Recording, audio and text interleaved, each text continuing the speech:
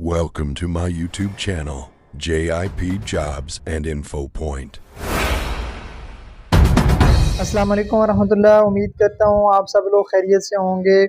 पाकिस्तान भर के बेरोज़गार नौजवान लड़के लड़कियों के लिए बड़ी अच्छी जॉब अपॉर्चुनिटीज़ अनाउंस हो चुकी हैं। ये जॉब्स शेख ज़ायद हॉस्पिटल लाहौर की जानिब से पब्लिश की गई हैं, जिनमें क्वालिफ़िकेशंस मैट्रिक से लेके मास ग्रेजुएशन तक रखी गई है। और इसकी अच्छी बात यह है कि इसमें एज लिमिट जो है, मैक्सिमम एज लिमिट वो 35 साल फिक्स की गई है, जो कि मोस्टली आप देखते हैं कि जॉब्स पर 25 साल या 30 साल ज़्यादा से ज़्यादा एज लिमिट होती है, और इसमें 35 साल रखी गई है। इसकी अच्छी बात है। बाकी मेल्स एंड फीमेल्स दोनों ही अप्लाई कर सकते हैं। इस वीडियो में इंशाल्लाह मैं आपको मुकम्मल तफसीलात शेयर करूंगा, कंप्लीट इसके ऑफिशियल एडवर्टाइजमेंट को डिस्कस करूंगा, ईच एंड एवरी पॉइंट आपके सामने रखूंगा। एलिजिबिलिटी क्राइटेरिया क्या है, एज लिमिट क्या है, किस सूबे को कितनी सीट्स दी गई हैं, कौन लोग उन सीट्स को क्लेम कर सकते हैं, डिसेबल कोटा है, फीमेल्स कोटा है, मिनॉरिटीज़ कोटा है। ठीक है, एज लिमिट की रिलैक्सेशन मिलेगी या नहीं मिलेगी। ठीक है, और अप्लाई का प्रोसेस कम्प्लीटली ऑनलाइन है। 2 स्टेप्स में आपने ऑनलाइन अप्लाई करना है। एक नेशनल जॉब पे अप्लाई पोर्टल पे अप्लाई करना है, फिर कैंडिडेट टेस्टिंग सर्विस की CTS की वेबसाइट पे अपना चालान वगैरह डाउनलोड करके अकाउंट क्रिएट करके उधर अपनी बायोडाटा शेयर करना है। ठीक है, ये सारी इंशाल्लाह डिटेल्स आपको इस वीडियो मिलने वाली हैं। इसका कोई भी पार्ट आपने स्किप नहीं करना, मिस नहीं करना, ताकि आपको पूरी इन्फॉर्मेशन मिल जाए। और अगर आपको ये वीडियो अच्छी लगे तो आपने इसको लाइक ज़रूर करना है, अपने फ्रेंड्स एंड फैलोज़ के साथ आपने इसको शेयर करना है।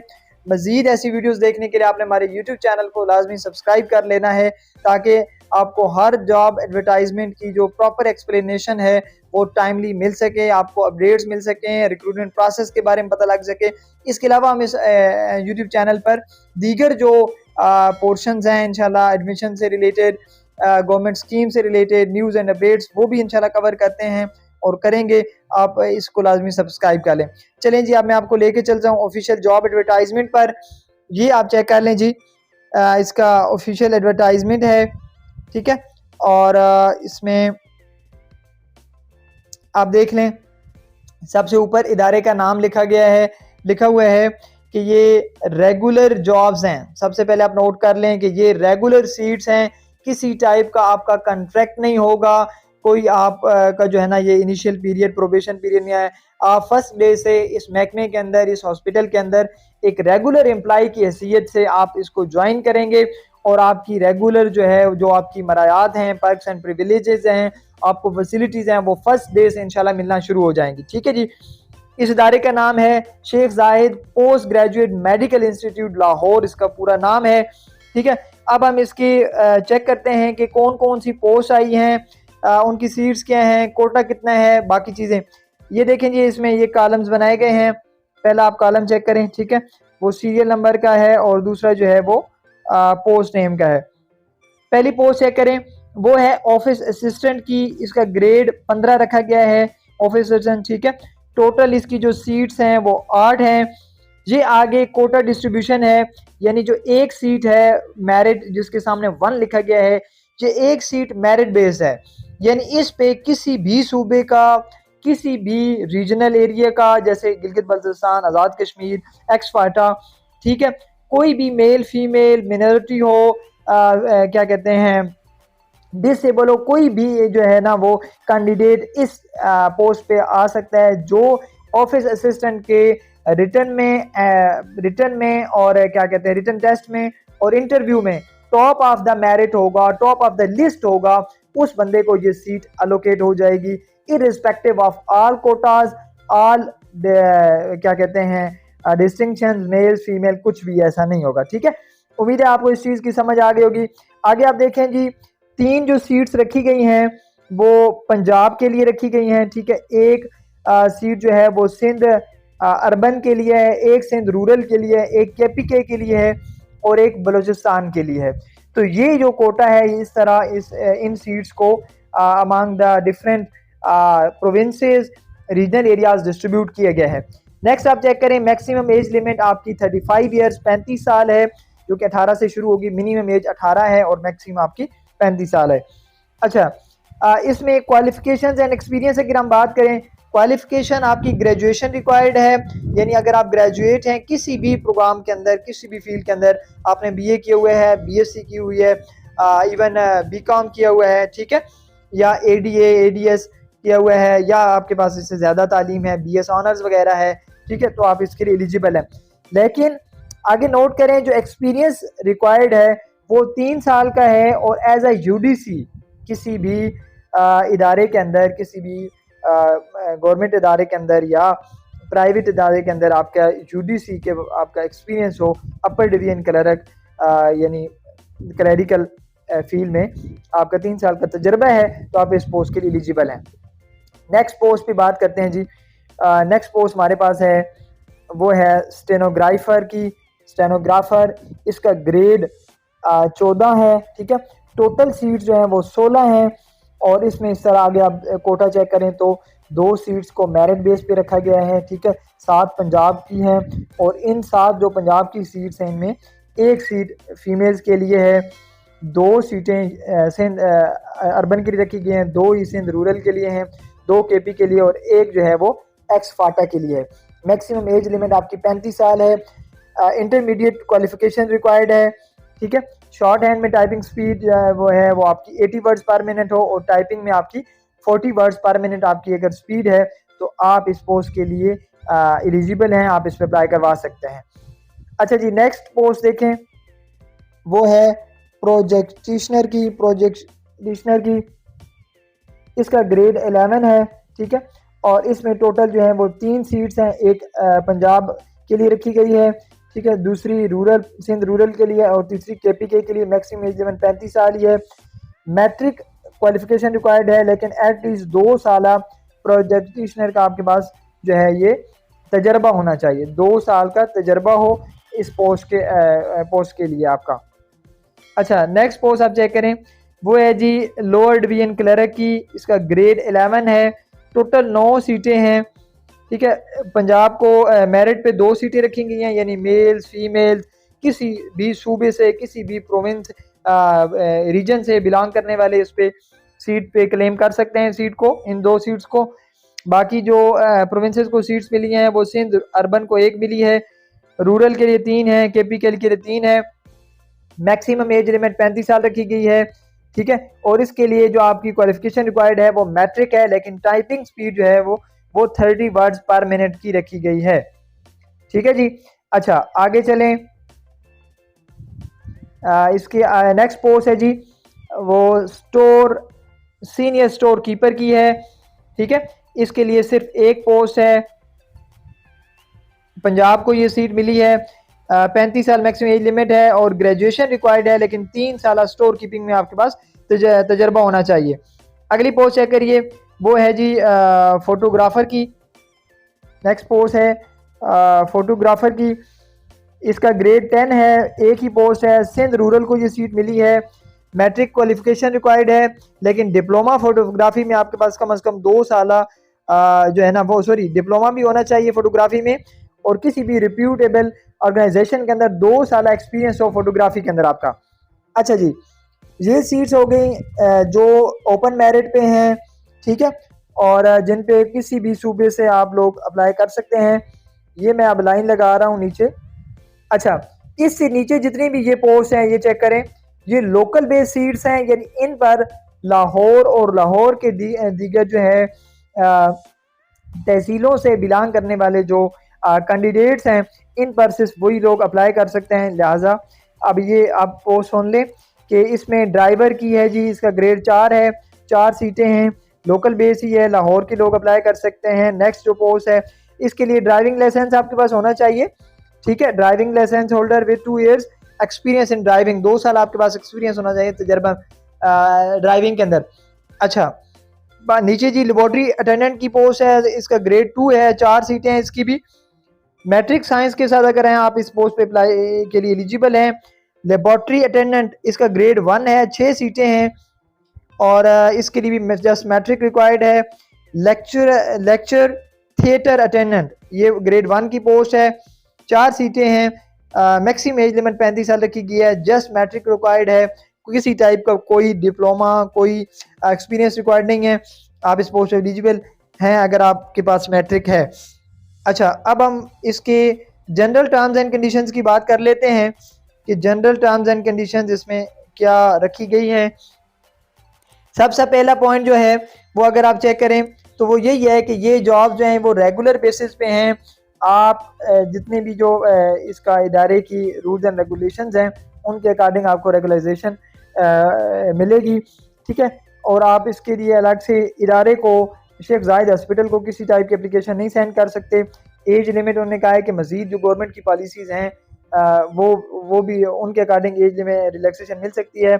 इसमें चेक कर लें पॉइंट 4 में डिसेबल कोटा भी है, मिनोरिटी अकलियती कोटा भी है, विमेन कोटा भी है, और ट्रांसजेंडर जो फीमेल्स हैं, थर्ड क्लास हैं, वो लोग भी अप्लाई कर सकते हैं।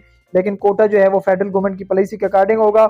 जो लोग ऑलरेडी किसी भी इदारे, पॉइंट नंबर 5, जो लोग ऑलरेडी किसी भी इदारे, गवर्नमेंट इदारे के अंदर, चाहे प्रोविंशियल हो या फेडरल हो, उसके अंदर जॉब कर रहे हैं, 2 साल रेगुलर उनकी सर्विस है, तो उनको जो एज रिलैक्सेशन मिलेगी वो कम से कम 10 साल की मिलेगी, 10 ईयर्स की एज रिलैक्सेशन मिलेगी। लेकिन मैक्सिमम एज लिमिट फिर भी 55 साल है, 55 ईयर्स है। 55 ईयर से नीचे आपको 10 साल की रिलैक्सेशन मिलेगी, लेकिन इससे ज़्यादा अगर आपकी एज लिमिट 55 ईयर्स हो चुकी है देन आप as relaxation as a government employee आप क्लेम नहीं कर सकते, ठीक है जी।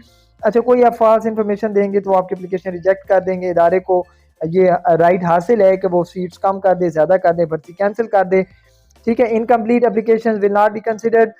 सिर्फ शॉर्ट लिस्ट लोगों को उन्होंने कहा है कि आप इंटरव्यू के लिए बुलाएंगे, ठीक है। मे बी इसका टेस्ट ना हो, रिटन टेस्ट ना हो, जस्ट इंटरव्यूज हो, लेकिन इदारे पे डिपेंड करता है कि वो इसकी पॉलिसी आगे फर्दर क्या जो है ना वो स्पेसिफाई करता है।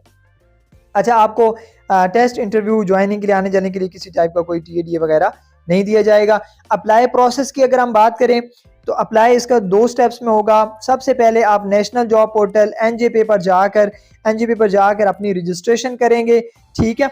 अपना प्रोफाइल बिल्ड करेंगे, सीवी बनाएंगे, और इनकी जो जॉब्स उस उधर अवेलेबल होंगी एनजीपी पोर्टल पे, वहाँ पे आप जाके उस पोस्ट के अगेंस्ट जाके प्रॉपर अप्लाई कर देंगे। जिस तरह आप एनटीएस की वेबसाइट पे, पंजाब पब्लिक सर्विस कमीशन की वेबसाइट पे अप्लाई करते हैं, same is as it is आपने इधर भी अप्लाई करना है, ठीक है। इसमें जो लास्ट डेट है वो मैं यहाँ पे लिख देता हूँ, वो 2 अगस्त 2026 है। तो आपने 2 अगस्त 2026 से पहले पहले आपने इन जॉब से अप्लाई करना है। बाकी पॉइंट नंबर 12 जो है वो ये कहता है कि जो स्क्रीनिंग पेपर होगा, स्क्रीनिंग टेस्ट होगा, ठीक है, वो इंडिपेंडेंट कैंडिडेट टेस्टिंग सर्विसेज, ठीक है, कैंडिडेट सीटीएस इसको मैनेज करेगी। वही आपकी जो है वो रोल नंबर स्लिप जारी करेगी, मेरिट लिस्ट शो करेगी, रिजल्ट शो पब्लिश करेगी, ठीक है। वो सारे उस मकसद के लिए आपने www.cts.org.pk की ऑफिशियल वेबसाइट को प्रॉपरली विजिट करते रहना है, चेकआउट करते रहना है, ताकि आपको टाइमली अपडेट सारी मिल सकें, ठीक है। आप एक से ज़्यादा पोस्ट पे अप्लाई कर सकते हैं, लेकिन हर पोस्ट के लिए जो सीटीएस है वो आपसे चालान फ़ी लेगी। तो चालान फ़ी आप पे करने के बाद ही जो आप अप्लाई करवाने के लिए एलिजिबल होंगे। अगर आपका कोई भी मसला हो आप इनकी सीटीएस से कंटेक्ट कर सकते हैं, ठीक है। और इनकम्प्लीट बाय हैंड अगर आप एप्लीकेशन सबमिट करेंगे तो वो इसको कंसिडर नहीं करेंगे। अच्छा जी, अब इसका शॉर्ट सा ये काम करते हैं कि मैं आपको थोड़ा सा जो 2 स्टेप्स हैं अप्लाई करने के लिए नेशनल जॉब पोर्टल और एनजीपी पोर्टल पे, वो थोड़ा सा गाइड कर देता हूँ, ज़्यादा नहीं क्योंकि वीडियो बहुत लंबी हो जाएगी, ठीक है। आपने जस्ट गूगल पर आना है और कीवर्ड टाइप करना है आपने एनजेपी आपने लिखना है। जैसे आप इसको सर्च आउट करेंगे आपके पास सामने ये ऑफिशियल पहली वेबसाइट जो आ जाएगी, ये नेशनल जॉब पोर्टल की है, एनजेपी की है। इसको आपने ओपन करना है। जैसे आप इसको ओपन करेंगे आपके सामने इस किस्म का इंटरफेस आएगा, ठीक है। और आप इसको चेक करिए कि ये आपके सामने 2 टैब्स हैं, एक साइन अप का है, ठीक है, और दूसरा साइन इन का है। साइन अप और साइन इन आपने करना क्या है कि अगर आपका ऑलरेडी नेशनल जॉब पोर्टल पे अकाउंट क्रिएटेड है, आपने सीवी बनाई हुई है, तो आपने फिर साइन इन करना है। लेकिन आप फर्स्ट टाइम अगर नेशनल जॉब पोर्टल पे किसी भी पोस्ट के लिए अप्लाई करने के लिए आ रहे हैं, आपका अकाउंट यहाँ पे क्रिएट नहीं किया हुआ, आप रजिस्टर्ड नहीं है, तो फिर आपने साइन अप करना है। जैसे आप साइन अप पे क्लिक करेंगे, ठीक है, तो आपके सामने इस किस्म का इंटरफेस आएगा। वो कहेगा कि आप किस किस टाइप का अकाउंट क्रिएट कर रहे हैं। तो आपने कहना है कि मैं कैंडिडेट, मतलब एडमिन नहीं हूँ बल्कि कैंडिडेट है। आपने अपना नीचे ये देखें यहाँ पे कैंडिडेट ये कैंडिडेट सेलेक्ट करना है, यहाँ पे CNIC नंबर ऐड करना है, अपनी ईमेल एड्रेस जिस पे आप अकाउंट क्रिएट करना चाहे, पासवर्ड लिखना है और कंफर्म पासवर्ड करना है, यानी दो रीटाइप पासवर्ड कर देना ताकि वो कोई मिस्टेक ना हो। जैसे ही आप साइन अप पे क्लिक करेंगे तो आपके सामने जो है वो अकाउंट आपका क्या कहते हैं वो कहेगा कि आपने साइन अप कर दिया है। आपको मेल आएगी, वहाँ पे आपने आई थिंक वेरिफिकेशन एक दफ़ा करनी होगी, ठीक है। अच्छा, बैक आते हैं। अगर बिलफर्ज आपका अकाउंट क्रिएटेड है, आपने साइन इन पे क्लिक करना है और यहाँ आपने आके अपना CNIC नंबर ऐड करना है, ठीक है जी, और ईमेल एड्रेस लिखना है। फॉर एग्जांपल मैं अपना CNIC नंबर ऐड करता हूँ, ठीक है, और यहाँ पे जीमेल आईडी आपने लिखनी है, पासवर्ड लिखना है और इस तरह फिर आपके पास वो कहेगा कि अगर आप पासवर्ड अपडेट करना चाहते हैं आपके पास ऑप्शन है, इसको डू इट लेटर कर दें। अच्छा जी, ये चेक करें कि जैसे ही मैंने अपनी साइन इन किया है तो मेरे सामने इस किस्म का इंटरफेस आ गया है। अच्छा, इसमें अब ये कह रहा है कि ये डैशबोर्ड है, सेटिंग माई एप्लीकेशंस हैं। आपने चूंकि अब अकाउंट अपना क्रिएट करना है तो आपने CV यानी मैनेजर पे क्लिक करेंगे जैसे ही, तो आपके सामने इस तरह के इस किस्म का जो है ना वो स्क्रीन ओपन होकर जैसे ही CV पे करेंगे तो आपने क्या करना है कि वो आपसे पूछेगा कि आपने ये चेक करें कि बिल CV करनी है, प्रीव्यू CV करनी है या डाउनलोड CV करनी है। तो आपने चूंकि CV बनानी है तो बिल CV पे क्लिक करेंगे तो ये चेक करिए आपके सामने इस किस्म की स्क्रीन आएगी। अब इसमें आपने करना क्या है, ये ज़रा मैं जूम करके दिखाऊं अगर आपको।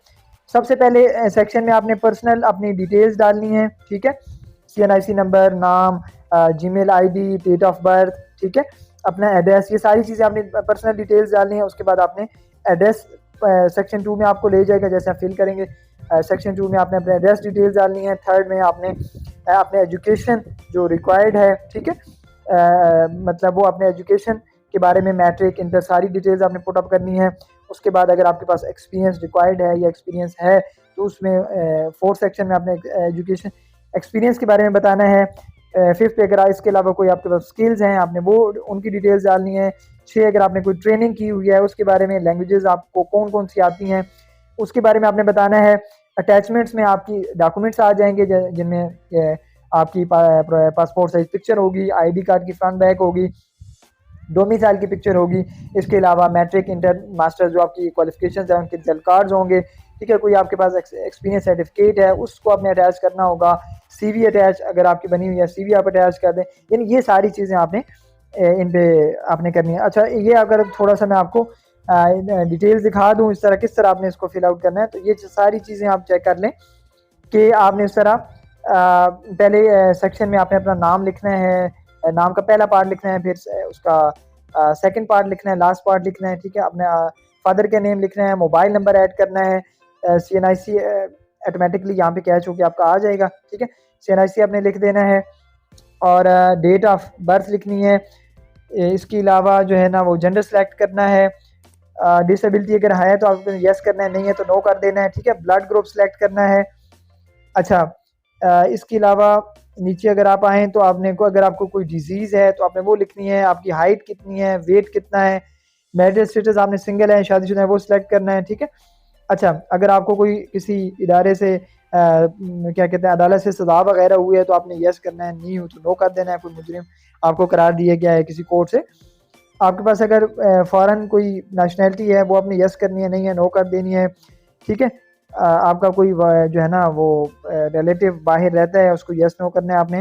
नेशनैलिटी आप पाकिस्तानी सेलेक्ट करनी है। रिलीजन आपका जो है मज़हब इस्लाम है, क्रिश्चियन है, जो भी आप हैं वो आपने सेलेक्ट करना है। इथनिसिटी मुस्लिम, नॉन मुस्लिम आपने मुस्लिम सेलेक्ट करना है, ठीक है। डोमिसाइल किस डिस्ट्रिक्ट आपने वो बताना है। अच्छा, उसके अलावा आपने यहाँ पे नीचे आप चेक करें, आपने डोमिसाइल डिस्ट्रिक्ट सेलेक्ट करना है। ड्राइविंग लाइसेंस है तो यस कर दें, नहीं है तो नो करना है। चेस्ट साइज़ बताना है। यहाँ पर आपने जो है ना अपने CNIC की फ्रंट साइड अपलोड करनी है, वो PNG में हो या JPG में हो, और मैक्सिमम जो साइज़ है वो 10 MB का होना चाहिए, इससे ज़्यादा नहीं होना चाहिए। इसके अलावा नीचे आप चेक करिए CNIC की यहाँ पे आपने बैक अपलोड करनी है, वो भी आप मैक्सिमम साइज़ उसका 10 GB होना है, 10 MB हो। Make sure all accurate and match your official documents, ठीक है। यहाँ जब आप इन सारी चीज़ों इंफॉर्मेशन को पुट अप कर देंगे, अपने CNIC फ्रंट बैक अटैच कर देंगे, तो यहाँ से आपने नेक्स्ट कर देना है। जैसे ऑल फील्ड्स रिक्वायर्ड, जैसे आप नेक्स्ट करेंगे तो आपके सामने मतलब एड्रेस डिटेल्स आ जाएंगी, ठीक है। अच्छा, एड्रेस डिटेल्स में अब आपने क्या करना है कि अपना सिटी सिलेक्ट करना है, जो आपका सिटी है, ठीक है, वो आप बिलफर्ज बदियन से हैं तो आपने इसको सिलेक्ट कर देना, अपना सूबा बताना है, ठीक है। अच्छा, इसके अलावा आपने पोस्टल कोड आपका जो है आपने अपना है ना पोस्टल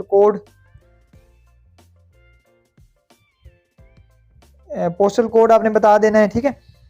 अच्छा, और नीचे आपने अपना क्या कहते हैं से कंट्री सेलेक्ट करना है पाकिस्तान, और इसको भी आपने इस तरह नेक्स्ट कर देना है। जैसे नेक्स्ट करेंगे तो उसके बाद आप आ जाएंगे एजुकेशन वाले सेक्शन में, ऐड एजुकेशन आपने करना है, ठीक है। ऐड एजुकेशन करेंगे तो इसके बाद आपसे ये आपकी क्वालिफ़िकेशन के बारे में मांगेगा कि आपने किस फील्ड में पढ़ा हुआ है, ठीक है। आप साइंस में पढ़ा है, आर्ट्स में पढ़ा है, आपकी डिग्री कौन सी थी, फॉर एग्जांपल मैट्रिक आपने की है, ठीक है। यहाँ पे अपने सब्जेक्ट्स के बारे में बता देना है, ठीक है, कि मैट्रिक साइंस के साथ आपने की है, कंप्यूटर साइंस के साथ की है, यह बताएंगे। अच्छा, नीचे आपने किस इदारे से पढ़ा है, एजुकेशन स्टार्ट आपकी किस ईयर में, मंथ में आपने ये डिग्री स्टार्ट की थी, एंडिंग डेट क्या है, मार्क्स सिस्टम था या CGPA था, कितने मार्क्स आपने लिए, टोटल मार्क्स क्या थे, और इसके अलावा आपने यहाँ पे अपनी मैट्रिक की रिजल्ट कार्ड की जो है वो इस तरह आपने इसको चूज़ फाइल करना है, तो अपने गैलरी से आपने उसको उठा लेना है। ऐड एजुकेशन करेंगे तो ये ऐड हो जाएगी। फिर नेक्स्ट आप इसी तरह इंटर की डिटेल्स डालेंगे, फिर ग्रेजुएशन की डालेंगे। अगर आपके पास ये जब आप सेक्शन फिलअप कर लेंगे अपने नेक्स्ट वर्क एक्सपीरियंस पे चले जाना है, इसको नेक्स्ट करके, ठीक है। यहाँ आपका जिस इदारे में एक्सपीरियंस है आपने उसकी डिटेल्स डालनी है। अच्छा, स्किल्स इसी तरह अगर आपके पास हैं, लैंग्वेजेस के बारे में आपने बताना है, कौन कौन सी लैंग्वेजेस आप आती हैं, इंग्लिश आती है, उर्दू आती है, आप सिलेक्ट करके नेक्स्ट कर देंगे, ठीक है। अच्छा, उसके बाद एंड पे आप ना अटैचमेंट पे चले जाएंगे, ठीक है। जो एट्थ पोर्शन है अटैचमेंट पे आ जाएंगे। अटैचमेंट में आप चेक करिए कि आपने अब क्या करना है। हाँ, अटैचमेंट में ये चेक करें कि please upload your challan form and any additional supporting documents here, this step is optional. अगर आप स्टार्ट में अपने चलान जो है वो CTS की वेबसाइट से डाउनलोड कर लिया है, उसको पे कर दिया है, तो यहाँ आपने क्या करना है कि इसको इधर चूज़ फाइल करेंगे, ठीक है। Click to upload and drag, आपने क्या करना है चलान अपलोड करने के लिए यहाँ पे क्लिक करेंगे, अपनी गैलरी से चलान उसको अटैच कर देंगे। इसके अलावा अगर आप CV अटैच करना चाहते हैं, कोई और रेलिवेंट डॉक्यूमेंट्स है, एक्सपीरियंस सर्टिफिकेट है, डिप्लोमा है, एक्स्ट्रा अटैचमेंट आप यहाँ पे कर दें, ठीक है। और एडिशनल नोट्स अगर आपको लिखने चाहते हैं तो आप लिख के सेव एंड कंटिन्यू आपने कर देना है। तो इस तरह आपकी सारी डिटेल्स जो हैं वो कंप्लीट हो जाएंगी, ठीक है। कंप्लीट और एंड पे आपने क्लिक कर देना है। चूँकि मैंने अभी डिटेल्स प्रॉपर डाली नहीं है तो इस वजह से मेरा तो एक्सेप्ट नहीं करेगा। नीचे आपने कंप्लीट CV पे क्लिक करना है। जैसे आप कंप्लीट CV पे क्लिक करेंगे तो वो कहेगा कि आपकी CV बन चुकी है। अब आपने क्या करना है कि आपका मतलब जो है ना प्रीव्यू CV कर सकते हैं, देख सकते हैं। अब आपने क्या करना है, क्योंकि अपने जॉब से अप्लाई करना है, तो अब आप ये नीचे आपको CV के नीचे आपको नज़र आ रहा होगा ब्राउज जॉब, ठीक है। ब्राउज जॉब पे आप जैसे ही क्लिक करेंगे तो आपके सामने जितनी भी करंट जॉब्स अवेलेबल होंगी नेशनल जॉब पोर्टल पे वो आपके सामने शो हो जाएंगी। अभी चूंकि ये सीट्स आज अनाउंस हो रही हैं 18 जुलाई 2026 बरोज हफ्ता, आज ये पब्लिश हो रही हैं, तो इस वजह से ये जॉब्स अभी फ़िलहाल नेशनल जॉब पोर्टल पे अवेलेबल नहीं है। अगर होती तो मैं आपको दिखा देता। ये तकरीबन कल शाम, संडे की शाम, नहीं तो फिर मंडे की इंशाल्लाह दिन टाइम 12-1 बजे तक ये जॉब्स अपलोड हो जाएंगे। देन आप इन जॉब्स को सिलेक्ट करके अप्लाई कर सकते हैं। CV आप अभी बेशक बना लें और कल आप परसों अप्लाई कर दीजिएगा जब जॉब्स ऑनलाइन होंगी। अच्छा, फिर फॉर एग्जांपल मैं कोई भी इसमें एक पोस्ट भी सिलेक्ट कर लेता हूँ कि हम अप्लाई करें IT स्पेशलिस्ट में।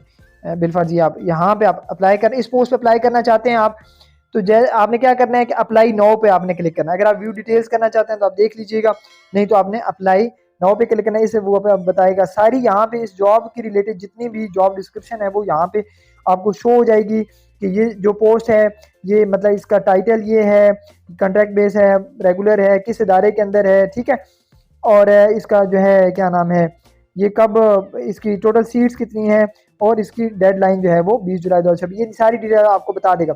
आपने स्क्रॉल करते हुए नीचे आना है, ये सारी चीज़ें आपने एग्री बस कर लेनी है, आपने स्क्रॉल करना है।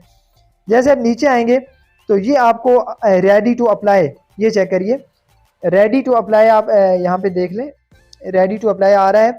इधर अब आपको अगर यहाँ पे अब वो मुझे बता रहा है कि आपके पास रिक्वायर्ड क्वालिफिकेशन नहीं है, अगर मेरे पास रिक्वायर्ड क्वालिफिकेशन जो इस पोस्ट के लिए डिमांडेड है वो होती तो यहाँ पे वो कहता apply now submit your application.